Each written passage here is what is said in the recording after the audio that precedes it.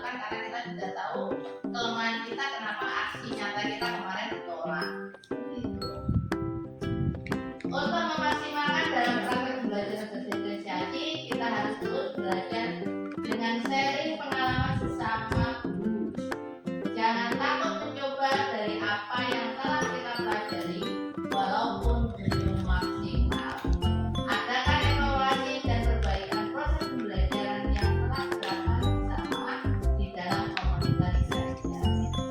Dan berdiferensiasi itu memakai kesepakatannya bahwa kita itu jangan malu bertanya kepada teman.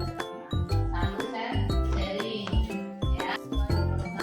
Waalaikumsalam warahmatullahi wabarakatuh.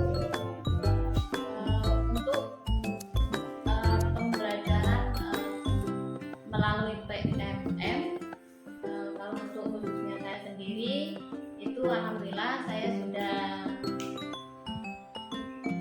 membaca atau melihat, sudah mulai belajar dari PMM, bahkan saya sudah mengupload aksi nyata, ya. Nah, insya Allah kedepannya akan saya lebih giat lagi untuk ke PMM-nya. Terus untuk pembelajaran berdiferensiasi, saya juga sudah menerapkan, ya Bapak Ibu. Kan dalam pembelajaran berdiferensiasi itu kan ada pengelompokan gaya belajar siswa, ya. Untuk visual itu yang memanfaatkan penglihatan, auditory itu yang cenderung dengan menggunakan pendengaran, kinestetik itu dia anaknya cenderung bergerak, senang bergerak. Maksudnya anaknya kan susah diam gitu, ya. Dia selalu pengen tahu dengan cara dia menyentuh atau mencoba seperti itu. Nah, dari pembelajaran berdiferensiasi itu, dari asesmen non kognitif saya itu saya praktekkan, bagus sih untuk siswa, ya. Tapi walaupun pembelajaran berdiferensiasi itu bagus untuk mereka, tapi memang mereka itu belajarnya menemukan sesuatu yang cocok untuk gaya belajar mereka itu, iya. Karena yang belajar melalui penglihatan itu bisa dengan metode misalnya melihat video seperti itu, ya. Sudah saya bikin metode yang berbeda-beda untuk yang pengelompokan siswa tadi. Tapi yang saya temukan di situ mereka merasa seperti ada ketidakadilan, ya. Karena apa? Karena standarnya mereka pasti berbeda. Dari auditory, visual, dan kinestetik itu standarnya berbeda masing-masing. Nah, dari situ mungkin ya saya agak-agak merasa kesulitan dikit, ya. Terus untuk waktunya memakan waktu lebih lama karena di situ ya aktivitasnya yang berbeda juga, ya. Dari si visual, auditory, dan kinestetik itu waktunya kegiatannya berbeda juga aktivitasnya. Nah, jadi mungkin itu kelemahan saya yang harus saya perbaiki. Nah, kalau nanti Bapak Ibu semua ada masukan, alhamdulillah saya sudah walaupun yang pertama terus sekarang udah dihapus lagi, ya Bu, karena yang pertama itu kesalahannya di baliknya kan belum dikasih. Terus sudah saya perbaiki dan ini lagi nunggu validasi. Untuk pembelajaran berdiferensiasi sudah saya lakukan di kelas, tapi kekurangan saya ini, Bu, anak-anak yang lain itu susah dikendalikan, saya kurang bisa mengendalikan kelas.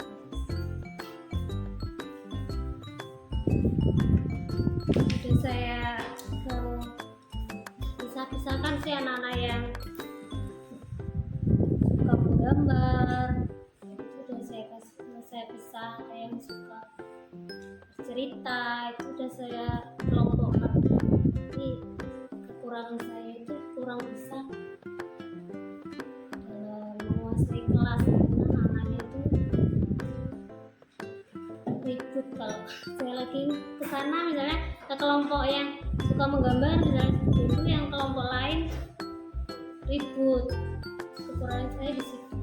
Kalau misalnya ada Untuk PMM saya sudah mengupload aksi nyata, tinggal menunggu hasil validasi. Saya sudah menerapkan PMM yang sudah saya pelajari di kelas untuk pembelajaran berdifferensiasi. Kemarin saya sudah mengirimkan ke anak-anak diagnosis non kognitif. Nah, anak-anak mengisi di rumah, ternyata di situ mungkin saya ngirim lewat email. Di situ ternyata yang mengisi bukan siswa, tapi orang tua. Orang tua tidak tahu gaya belajar anak seperti apa yang diinginkan. Nah, di situ sudah saya print, saya kelompokkan yang visual, auditory, sama kinestetik. Ternyata anak-anak tersebut di situ condong ke kinestetik. Tapi sedangkan yang dikirimkan ke email ke saya itu ada yang visual, ada yang auditory, seperti itu. Jadi saya sedikit kebingungan dalam saya mengirim diagnosis non kognitif tersebut. Pembelajaran berdifferensiasi saya di kelas alhamdulillah sudah melaksanakan, tetapi kalau ada salah atau belumnya saya juga belum tahu. Tapi kalau untuk PMM-nya saya sudah mulai mengupload aksi nyatanya, tapi masih menunggu validasi karena kemarin juga sudah mengupload tetapi salah. Mungkin karena saya belum memasukkan umpan balik dari siswa, jadi saya perbaiki. Nah, untuk berdifferensiasinya di kelas, saya kemarin mengambil pembelajaran bahasa Indonesia yang tentang meningkatkan numerasi anak, ya, tentang konkret ke abstrak. Yang saya kasih contoh kemarin perubahan wujud benda. Alhamdulillah saya sudah mempelajari yaitu pembelajaran diferensiasi di PMM. Nah, alhamdulillah juga baru kemarin saya upload di aksi nyata ya Bu, karena masih kesusahan. Dan alhamdulillah juga teman-teman sudah membantu saya walaupun itu hanya lewat online. Terima kasih ya Bapak Ibu bantuannya, dan hasilnya semoga memuaskan. Amin. Dan untuk pembelajaran diferensiasi di kelas, alhamdulillah sudah saya lakukan sedikit demi sedikit. Dan kemarin untuk penilaian sama ibu kepala sekolah itu kelemahan saya belum itu pengelompokan kognitif dan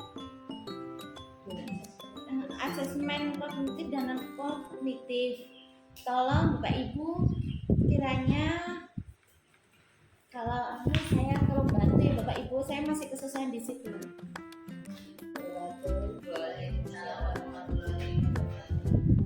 Terima kasih waktunya. Mengenai PMM saya yaitu sudah berjalan, tapi dibantu sama teman-teman guru karena saya belum bisa mengaturnya. Terus tinggal menunggu hasilnya. Mengenai pembelajaran diferensi sudah kami jalankan Bu, tapi belum sebaik itu sebenarnya. Coba ujian ada pengalamannya.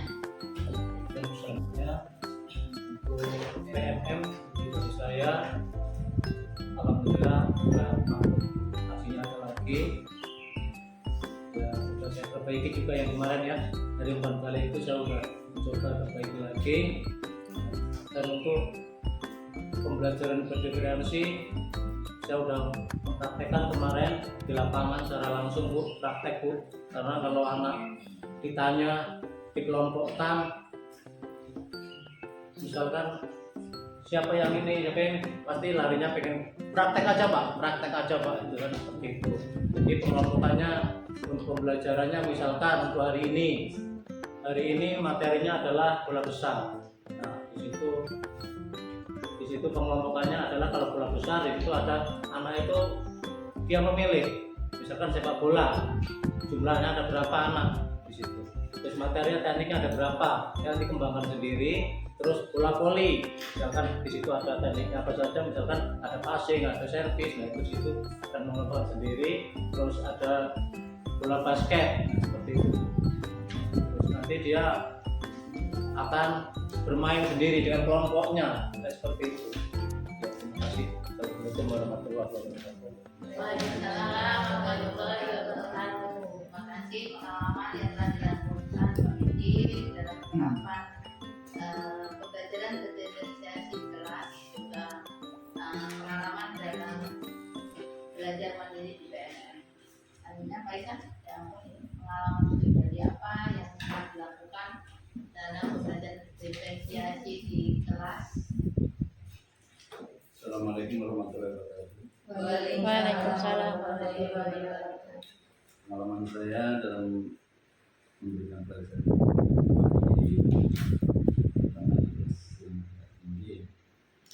itu kelas 4, 5 ataupun 6 itu saya cek kalau pembelajaran PAI kita relevansikan dengan pelajaran matematika atau pelajaran ini, ternyata anak-anak itu lemah sekali kelas 4, 5, 6 matematika. Saya suruh menghitung, misalnya menghitung zakat fitrah, ya. Zakat fitrah itu ada berapa anak? Kita harus mengeluarkan zakat fitrah itu ada berapa? Kalau anak 2,5 kg. Kalau saya suruh kalikan 10 aja, anak itu bukan cepat-cepat, cara menghitungnya enggak begitu cepat. Jadi anak-anak dalam perkalian kelas 4, 5, 6 itu sangat lemah. Tolong guru kelasnya untuk kelas 4, 5, 6 terutama itu untuk matematikanya, itu adalah matematika termasuk modal utama kita dalam belajar, ya, baik matematika maupun bahasa. Karena matematika itu sangat penting nantinya kalau kita sudah terjun ke masyarakat. Bagaimana kalau mereka itu jadi pedagang misalnya? Kalau matematika mengenalikan pembagian nanti nggak bisa. Dia harus tergantung pada kalkulator. Ini sangat sayang sekali. Jadi mungkin saja pengalaman saya dalam pembelajaran PAI. Jadi assalamualaikum warahmatullahi wabarakatuh. Kita di akhir pembahasan ini. Yang benar Saudari, dalam pembelajaran pada PPM dianggap yang baik itu kita tidak ada kendala.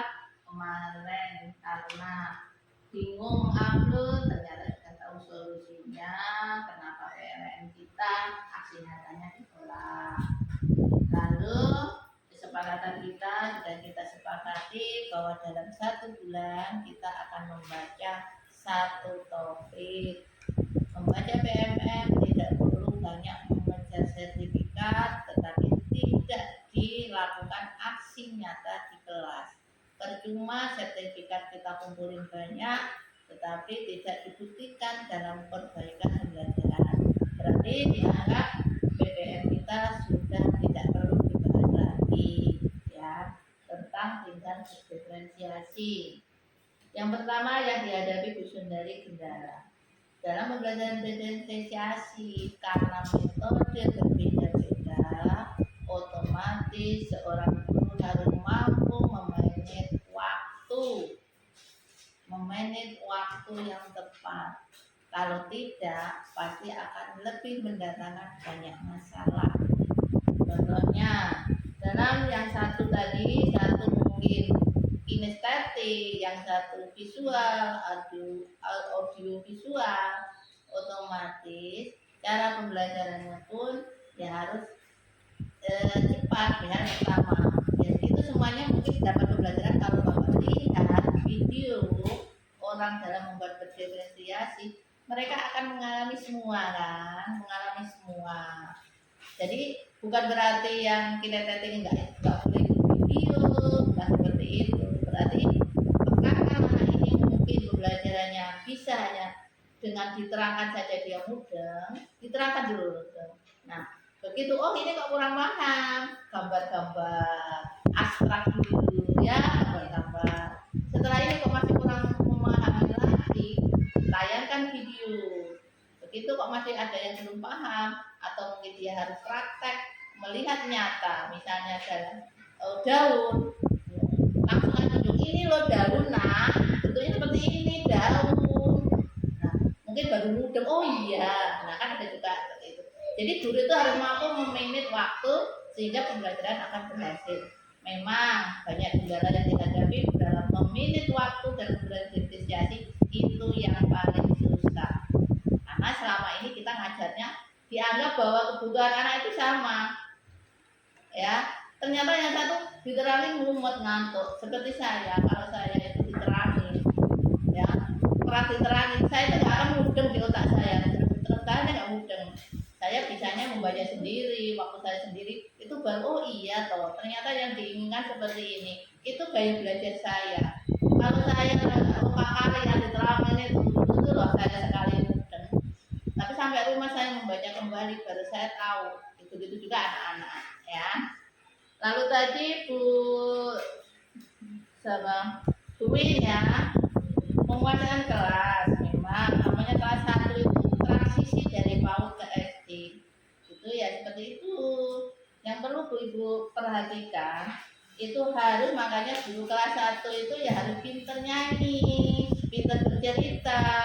Nah, jangan hanya mengandalkan papan tulis atau buku saja, harus banyak menggunakan media. Oh, belajar sambil bermain intinya. Belajar sambil bermain. Bisa menggunakan game, bisa menggunakan gambar-gambar, tulisan berangkai, matematikanya bisa mungkin di bawah itu ditulis nanti sambil lari-lari ini tambah ini berapa itu bisa ya. Jadi harus memang kreatif dulu itu biar anak itu lebih fokus ya, seperti itu. Lalu yang kelasnya siapa tadi ya? Bu Aini. Bu Aini tadi ya, Bu Aini bahwa pembelajaran diferensiasi itu memang perlu waktu banyak, perlu penganalisa, yang penting diagnosisnya dulu, kemampuan. Nah, pembelajaran kurikulum merdeka dengan K13 berbeda. Kalau K13 sekarang itu dikejar target, harus selesai. Tujuan pembelajaran sudah ada di buku. Tapi kalau kurikulum merdeka tidak, ya. Makanya kita anak belum selesai kan ada fase berikutnya, ya. Jadi pelan-pelan menyentuh, lalu oh ini ya memang yang dikatakan Bu Sundari tadi, pasti anak yang satu pembelajaran akan berbeda jelas. Yang sudah bisa pasti akan lebih unggul dibandingkan dengan anak yang nggak bisa. Tapi kita nggak boleh maksa. Orang anak loh pengen minum seperempat gelas, masuk ibu paksa suruh minum segelas, bludak, ya kan? Yang anak ini kurang, setengah gelas itu kurang ilmu dia nambah, ya nggak apa-apa. Memang kemampuan anak pasti akan berbeda menurut bakat masing-masing. Matematika dia paling alat saya ini matematika, yang penting anak bisa tambah-nambah udah cukup, nggak apa-apa. Mungkin dia punya bakat dalam agama, nanti akan lebih banyak di agama. Jadi kalau selama ini kita anak itu dianggap harus bisa semua, ya matematika harus pinter. Lalu ini iya, kalau olahraga ini memang saya juga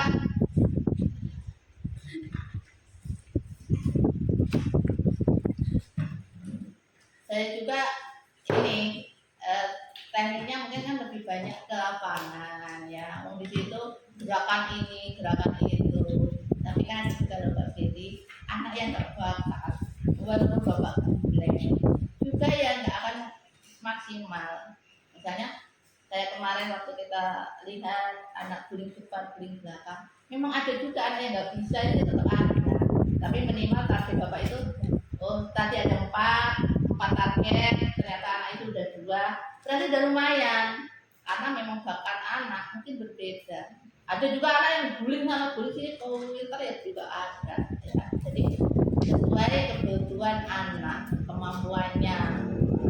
Jadi, lalu Pak Isa mungkin yang itu matematika ya perlu juga ibu bapak ya, matematikanya anak itu jadi mungkin dalam sekolah kelas itu yang berbakat matematika 5 dari 12 anak, tapi yang 5 itu ya lebih ditonjolin, yang kurang itu ya agak sedikit lah, hanya perkalian biasa, nanti di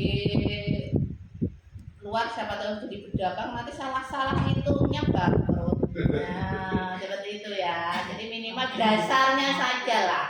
Nanti mau baca ke ladang ini panen sekian kintal, sekian ton dikalikan harganya sekian. Kalau nggak tahu dibohongin orang. Minimal dasar-dasar matematikanya walaupun dia tidak berbakat dalam matematika, minimal dasar anaknya mampu belanja. Kadang-kadang walaupun ini kan susah juga belanja. Anakku yang laki itu juga ingin suruh belanja itu juga mau ini berapa gitu. Karena dia malas matematika akhirnya ya juga seperti itu. Nah, itu ya. Jadi itu yang perlu kita perbaiki, bahwa pembelajaran berdiferensiasi kita sudah berjalan, hanya perlu peningkatan. Jangan hanya hari ini karena judulnya berdiferensiasi, bulan ini diferensiasi, selanjutnya nggak dilakukan lagi. Ini harus dilakukan dalam pembelajaran, karena ini ciri khas kurikulum merdeka adalah pembelajaran berdiferensiasi. Maksudnya diferensiasi itu sesuai dengan kebutuhan siswa, kemampuan siswa. Anak mampunya minum 1/4 gelas ya dikasih 1/4 gelas, anak mampunya setengah gelas, segelas kurang ditambah. Neokortex tadi, sehingga anak-anak belajar. Tetapi jika emosi anak itu negatif, pembelajaran berdiferensiasi itu bukan berarti harus memberikan pembelajaran yang berbeda untuk setiap siswa. Oh, siswa ini tak kasih materi A, siswa yang itu tak kasih materi B, siswa yang sama tak kasih materi C, bukan seperti itu. Itu adalah pendekatan individual. Ya, setelah guru tadi membuat 3 kelompok, maka di dalam pembelajaran guru itu menyiapkan 3 sentra dalam satu aktivitas. Di kelas itu ada 3 sentra. Ada sentra benda konkret, ada sentra visual, ada sentra bekerja mandiri.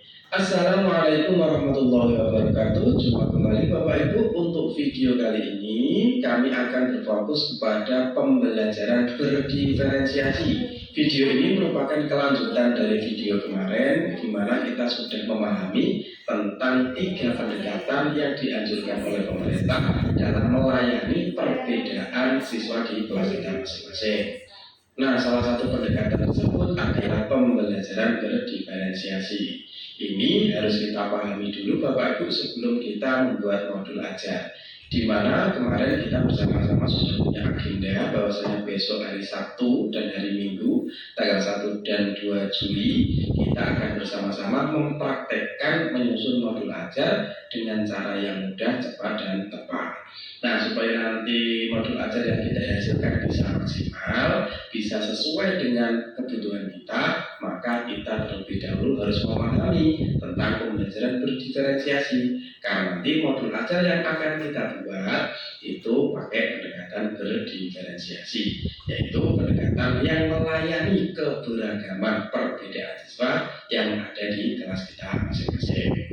Untuk itu kita mulai saja Bapak Ibu. Ini kami ulangi sekali lagi bahwasanya siswa kita di kelas, siswa berangkat ke sekolah itu datang dengan beragam perbedaan. Paling tidak ada 4 ini Bapak Ibu. Yang pertama, anak itu punya perbedaan dalam kesiapan belajar.